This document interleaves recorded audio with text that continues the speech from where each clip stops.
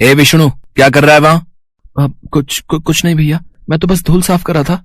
सब पता है मुझे कि तू क्या साफ करने की फिराक में है। अगर एक भी चीज गायब हुई ना यहाँ से तो मैं तुझे। क्या हो रहा है यहाँ? कुणाल, क्यों गुस्सा कर रहे हो उस पर? ये बेचारा तो बस अपना काम कर रहा है। ओह डैडी, आपको कुछ नहीं पता, समझे? ये सारा सामान न्यू ईयर पार्टी के लिए रखा है और ये जरूर इनमें से कुछ चोरी करने की फिराक में था। एक बात बताओ, तुम्हारे पास इस बात का कोई सबूत है क्या? नहीं, अभी तक तो नहीं, पर एक दिन जरूर होगा, आप देखना। वो सब तो मैं बाद में देखूंगा, पर पहले तुम मुझे इस सारे सामान का बिल दिखाओ। न्यू ईयर पार्टी के नाम पर कितने पैसे बर्बाद कर रहे हो तुम? अरे नया साल तो हर साल आता है, इतना हुड़दंग करने की आखिर जरूरत क्या है? यही तो फर्क है डैडी, आपकी और मेरी सोच में। मेरा मानना है कि न्यू ईयर पूरे 1 साल बाद आता है, इसलिए बाहें फैलाकर और दिल खोलकर इसका स्वागत करना चाहिए। हाँ, और इस चक्कर में तुम्हारा हाथ कितना खुल गया है ये भी मैं देख रहा हूँ। ओफो डैडी, अब बस भी कीजिए। और वैसे भी अब सब मेरे हाथ में है ना, तो आप इतनी टेंशन क्यों ले रहे हैं? टेंशन मुझे खर्चे से ज्यादा इस बात की है कि भविष्य को लेकर तुम्हारी क्या सोच है बेटा। थोड़ा बहुत सेलिब्रेशन ठीक है, पर इतना सब, और वो भी सिर्फ एक रात के लिए। तुम खुद ही सोचो, अगर इसके बदले तुम कुछ गरीबों की मदद करते तो कितना अच्छा होता। जितने पैसे तुम एक रात के सेलिब्रेशन में उड़ा रहे हो, उतने में तो कई परिवारों के महीनों का खर्च निकल आएगा। डैडी, हमारी सोच कभी मेल नहीं खा सकती, इसलिए इस टॉपिक पर बहस करने से कोई फायदा नहीं है। और जहां तक रही बात गरीबों का भला करने की, तो आपके कहने पर ले तो रखा है। इस विष्णु के पूरे परिवार का ठेका इतना काफी नहीं है क्या? इतना कहकर कुणाल वहां से चला गया। उसे पूरा विश्वास था कि उसकी सोच सही है। किशोरी लाल भी उसे समझाने के सिवाय और कुछ नहीं कर सकते थे, क्योंकि अब पूरे बिजनेस की बागडोर कुणाल के हाथों में ही थी। इसलिए वो जहां चाहे और जैसे चाहे खर्च कर सकता था। कुणाल के वहां से जाने के बाद किशोरी लाल ने एक गहरी सांस ली और पास ही पड़े सोफे पर उदास चेहरे के साथ बैठ गए। तब विष्णु उनके पास आया और उनके पैर दबाते हुए बोला, मालिक, आप ज्यादा मत सोचिए, वरना फिर से तबीयत बिगड़ जाएगी। बताइए ना, क्या खाएंगे? मैं फटाफट बनाकर लाता हूँ। अगर कुछ बनाना ही है तो अपनी किस्मत बना बेटे, क्योंकि मेरे जाने के बाद मेरा बेटा तुझे यहाँ काम पर नहीं रहने देगा। फिर तू क्या करेगा, कभी सोचा है? अरे मालिक, आप उसकी टेंशन मत लीजिए। आपके आशीर्वाद से मेरा छोटू पढ़ाई में बहुत अच्छा जा रहा है। आप देखना, एक दिन उसकी बढ़िया नौकरी लग जाएगी और फिर सब बढ़िया हो जाएगा। अम्मा बाप यही तो गलती करते हैं, अपने बच्चों से कुछ ज्यादा ही उम्मीद लगा लेते हैं, और जब ये उम्मीद टूटती है ना तो बड़ी तकलीफ होती है। विष्णु, मेरी बात मान और जाकर राठौर जी से मिल ले। मेरे कहने पर वो अभी भी तुझे अपनी फैक्ट्री में काम दे देंगे। वहां कम मेहनत में ज्यादा तनख्वाह भी मिलेगी और तुझे रोज रोज बेइज्जत भी नहीं होना पड़ेगा। ना मालिक, चाहे जो हो जाए, मैं आपको छोड़कर नहीं जाऊंगा। कोई भी नौकरी आपके चरणों की धूल से कीमती नहीं हो सकती मेरे लिए। आप बैठिए, मैं आपके लिए सूप बना कर लाता हूँ। विष्णु अपनी आंखों की नमी पोंछते हुए रसोई की तरफ चला गया। ऐसा नहीं था कि उसे कुणाल के व्यवहार का बुरा नहीं लगता था, लेकिन इसके बावजूद भी वो किशोरी लाल को छोड़कर नहीं जा सकता था। इसके पीछे 2 वजहें थी। एक तो किशोरी लाल अब बहुत बीमार रहने लगे थे, और दूसरा किशोरी लाल ने विष्णु और उसके परिवार के लिए बहुत कुछ किया था। चाहे विष्णु के बेटे छोटू की स्कूल फीस भरने की बात हो या फिर हाल ही बीमारी में इलाज के खर्च की। विष्णु के तनख्वाह के अलावा किशोरी लाल ये खर्चे भी पूरे करते आए थे। दूसरी तरफ विष्णु भी उनका बहुत ख्याल रखता था, साथ ही घर के बाकी काम भी पूरी ईमानदारी और मेहनत से करता था। लेकिन ये सब कुणाल को दिखाई नहीं देता था। उसके लिए तो विष्णु एक बोझ था जो उसके पिता ने उसके सिर पर मढ़ दिया था। भैया, वो कुछ बात करनी थी। क्या है, जल्दी बोल।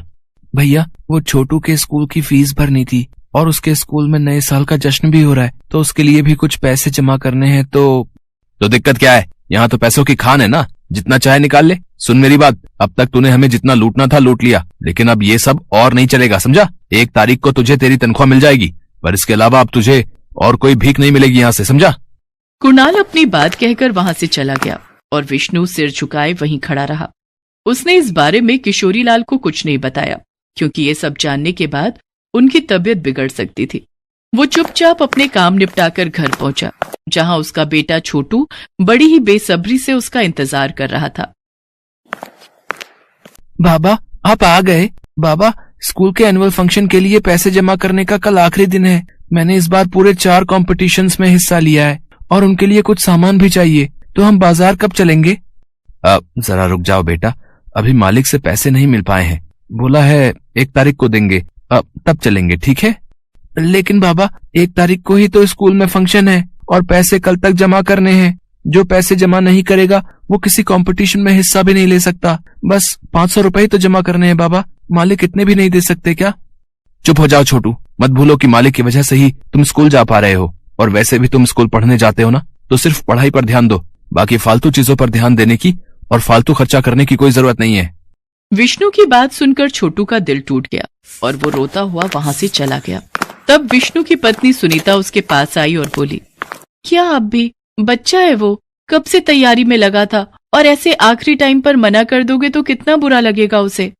वो तो बच्चा है, पर तुम तो समझदार हो, सब जानती हो, और फिर भी ऐसी बातें कर रही हो। मैंने बात की थी कुणाल भैया से, उन्होंने साफ बोल दिया है कि अब से तनख्वाह के अलावा और कुछ नहीं देंगे वो, और तनख्वाह भी मिलेगी 1 तारीख को। अब बताओ मैं क्या करूं और कहां से करूं? मेरी सुनते तो बात ही क्या होती, कब से बोल रही हूँ कि मान लो बड़े मालिक की बात और जाकर फैक्ट्री का काम पकड़ लो, वहां तनख्वाह भी ज्यादा मिलेगी और फिर हमें किसी के आगे हाथ फैलाने की भी जरूरत नहीं पड़ेगी। मत भूलो सुनीता कि बड़े मालिक ने हमारे बुरे वक्त में हमें संभाला था, और अब जब उन्हें मेरी जरूरत है तो मैं लालची और मतलबी नहीं हो सकता। विष्णु बेइज्जती झेलकर भी किशोरी लाल के घर की नौकरी नहीं छोड़ना चाहता था। दूसरी तरफ कुणाल को इसके पीछे विष्णु की गलत मंशा दिखाई देती थी। उसे लगता था कि विष्णु किशोरी लाल की रहमदिली का गलत फायदा उठाकर कुछ तो गलत करने की फिराक में था। वो हर वक्त विष्णु पर शक करता था, उसे तनख्वाह के नाम पर बहुत कम पैसे देता था और काम भी जरूरत से ज्यादा ही लेता था। कहाँ चल दिया तू? घर जा रहा हूँ भैया। क्यों? यहाँ पार्टी चल रही है तो यहाँ का काम कौन देखेगा? पर भैया देख, कल 1 तारीख है और नया साल भी शुरू हो रहा है, तो इस नए साल पर मुझे भी कुछ पुराना नहीं चाहिए, तो बस आज रात संभाल ले, सुबह अपना हिसाब करके चलता बन, समझा? विष्णु अब कुछ नहीं कर सकता था क्योंकि इस बार खुद कुणाल ने ही उसे काम से निकाल दिया था।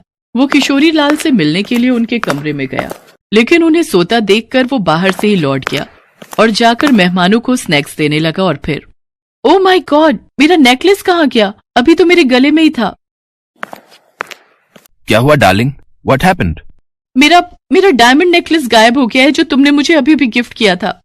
ये लड़की कुणाल की गर्लफ्रेंड थी जिसे कुछ देर पहले ही उसने एक diamond necklace new year gift के रूप में पहनाया था। अब वो हार गायब था। उस वक्त विष्णु भी वहीं पर खड़ा था। कुणाल ने जैसे ही उसकी तरफ देखा तो भड़कते हुए बोला, तो कर ही दिया तूने अपना काम।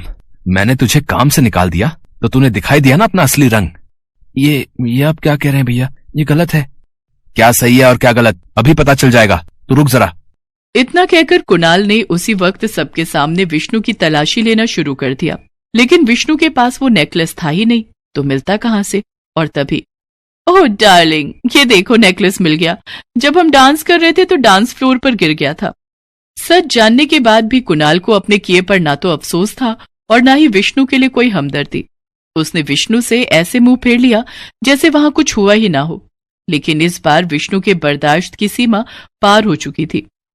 वो कुणाल की शिकायत करने सीधा किशोरी लाल के पास पहुंचा। मालिक उठिए मालिक, मुझे आपसे कुछ कहना है, मुझे माफ कीजिएगा, पर आज कुणाल भैया ने हद पार कर दी है। उन्होंने मुझे काम से निकाल दिया और तो और मुझ पर चोरी का इल्जाम लगाकर मुझे सबके सामने बेइज्जत भी किया। मालिक, ये उन्होंने ठीक नहीं किया। विष्णु मेरे बच्चे, मुझे पता था एक ना एक दिन ये जरूर होगा, पर मुझे माफ करना बेटा, मैं कुछ कर नहीं पाया। कुछ ही देर में ये साल खत्म हो जाएगा और शायद मैं भी, लेकिन तू मुझसे वादा कर कि इस नए साल के साथ तू नई शुरुआत करेगा। राठौर जी से मैंने बात कर ली है, उनके रहते तुझे कभी कोई परेशानी नहीं होगी। जा बेटा, अब चला जा इस घर को और मुझे छोड़कर। आज ये बात मैं एक मालिक नहीं बल्कि एक पिता की हैसियत से कह रहा हूँ। इस बार विष्णु ना नहीं कह सका और रोते हुए वहां से चला गया। किशोरी लाल की बात सही साबित हुई। वो नए साल का सूरज नहीं देख पाए और उसी रात बिस्तर पर ही उनकी मौत हो गई।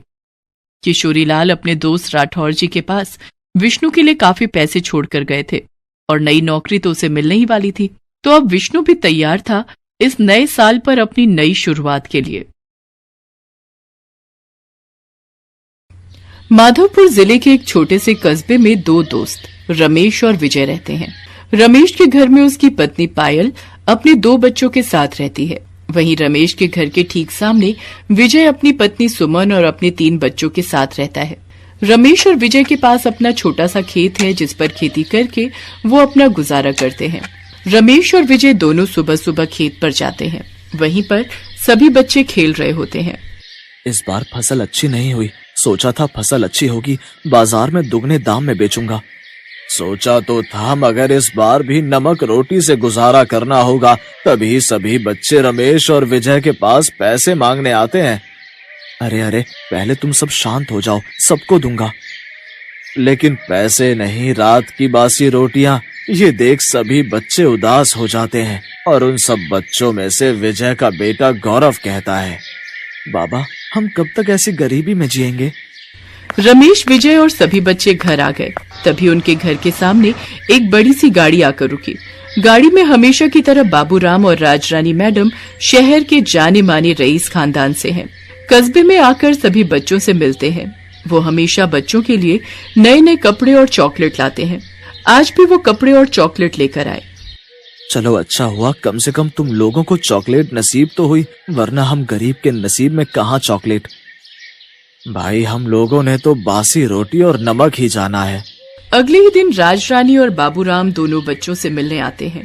राजरानी, हमारी शादी को 10 साल हो गए हैं, अभी तक हमारी कोई औलाद नहीं।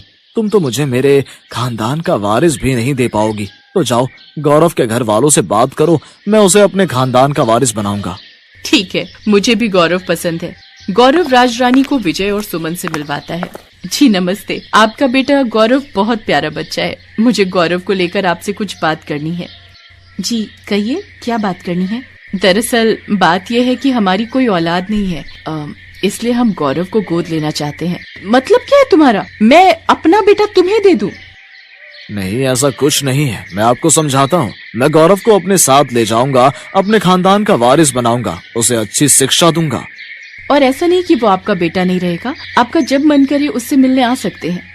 इसलिए तुम रोज हमारे बच्चों से मिलने आती हो, और उनके लिए अलग अलग चीजें लेकर आती थी। तो ये तरकीब थी तुम्हारी, ताकि बच्चे तुम्हारे लालच में आ सके। चले जाओ यहाँ से, मैं भूखे मर जाऊंगी पर अपने बेटे का सौदा कभी नहीं करूंगी।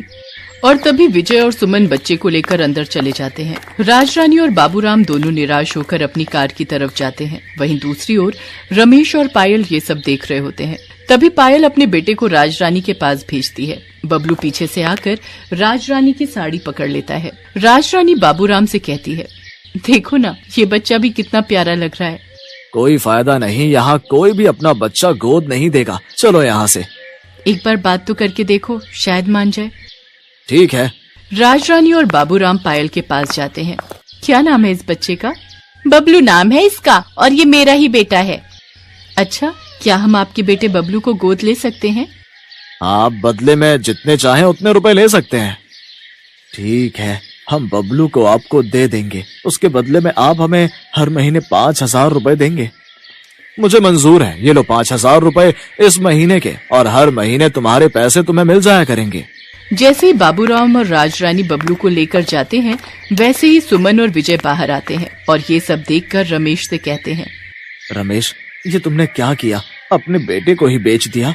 तुमने अपने फायदे के लिए अपने बेटे का सौदा कर दिया। अरे कैसी माँ है तू? पायल, मुझे तो तुझसे नफरत होने लगी है सच्ची। सुनो जी, आज से आप इन लोगों से कोई रिश्ता नहीं रखोगे। हाँ, हम गरीब जरूर हैं, लेकिन अपनी खुशी के लिए अपने बच्चों को अपने से दूर नहीं कर सकते। जैसे कि बाबूराम और रमेश के बीच में तय हुआ, वैसा ही हुआ। रमेश और पायल अब वो मनचाहा खाते, मनचाहा पहनते। धीरे धीरे 7 साल गुजर गए। फिर पायल को एक भयंकर बीमारी ने घेर लिया और एक दिन वो दुनिया छोड़कर चली गई। रमेश के पास इतना पैसा होने के बाद भी वो उसे बचा नहीं पाया। अपनी माँ को आखिरी बार देखने और उनकी चिता को आग देने भी उनका बेटा बबलू नहीं आया। गौरव भी अब बड़ा हो गया है, अब सारा काम वही संभालता है। गौरव खेत से आता है और अपनी माँ से कहता है, माँ, मुझे एक गिलास पानी तो पिला दे। हाँ, अभी लाई मेरे बच्चे। बाबा, आज शहर से बबलू आ रहा है। बबलू आज पूरे 10 साल बाद अपने गांव लौट रहा है, और उसके आने की खुशी में रमेश चाचा ने शानदार भोज का आयोजन किया है। आने दो, उससे हमें क्या। माँ, आप बड़ों की दुश्मनी में हम बच्चों को दूर ना करो। हम और बबलू बचपन के दोस्त हैं, वो मुझसे मिलने जरूर आएगा। बहुत बड़ा आदमी बन गया है मेरा बबलू। गौरव ये बात कर ही रहा होता है कि तभी कार की आवाज आती है। शायद बबलू आ गया माँ, मैं अभी आता हूँ। अरे बबलू, तू आ गया? कितना बड़ा आदमी बन गया रे तू। कौन हो तुम? दूर रहो मुझसे, गरीब कहीं का, मेरे कपड़े खराब हो जाएंगे। बबलू की ऐसी बातें सुनकर गौरव को बहुत बुरा लगता है। इतना कहकर बबलू अपने बाबा से मिलता है और अपनी माँ के अंतिम संस्कार में न आने के कारण माफी मांगता है और बहुत पछताता है। मिल आया बबलू से, चल अब तो खाना खा ले। देख देख आज कितने सालों बाद मैंने तेरे लिए टमाटर की चटनी बनाई है। गौरव गुस्से में खाना फेंक देता है। रोज रोज ये खाना भी कोई खाना हुआ? आप लोगों ने मिलकर मेरी जिंदगी बर्बाद कर दी। ये तू क्या कह रहा है बेटा? हाँ, आप दोनों ने अपने फायदे के लिए मुझे राजरानी मैडम के साथ नहीं भेजा। मैडम पहले मुझे ही ले जाने वाली थी। काश उस वक्त मैं चला जाता तो आज मैं भी बहुत बड़ा आदमी होता। ये सब आपकी गलती है। ऐसा नहीं है बेटा, हम तुझको खुद से दूर नहीं करना चाहते थे। तो अब आपको ये सजा मिलेगी। मैं अभी ये घर छोड़कर जा रहा हूँ। नहीं रहना मुझे आप जैसे मतलबी माँ बाप के साथ, जिसने अपनी खुशियों के लिए मेरी खुशियों में आग लगा दी। इतना कहकर गौरव घर के बाहर आ जाता है। गौरव के सामने बबलू की गाड़ी खड़ी होती है और वो गुस्से में बबलू की पूरी गाड़ी को जला देता है। आग को देखकर सभी लोग घर से बाहर आ जाते हैं। गौरव के हाथ में माचिस देख वहाँ पर मौजूद सभी लोग समझ गए कि गाड़ी में आग गौरव ने लगाई है। ये क्या किया तुमने? मैं तुम्हें अभी पुलिस के हवाले करता हूँ। सुमन और विजय दोनों बाबूराम के पैर पकड़कर माफी मांगने लगते हैं और कहते हैं, मेरे बेटे को माफ कर दो साहब, उसे पुलिस के हवाले मत करो। हाँ साहब, पूरी जिंदगी बर्बाद हो जाएगी। आप चाहे तो हम दोनों को जेल भेज दे, पर मेरे बेटे को नहीं। मेरे बेटे को छोड़ दीजिए साहब। माँ बाप का ऐसा प्यार और त्याग देखकर गौरव की आंखों में आंसू आ गए और उसे अपनी गलती का पछतावा होता है।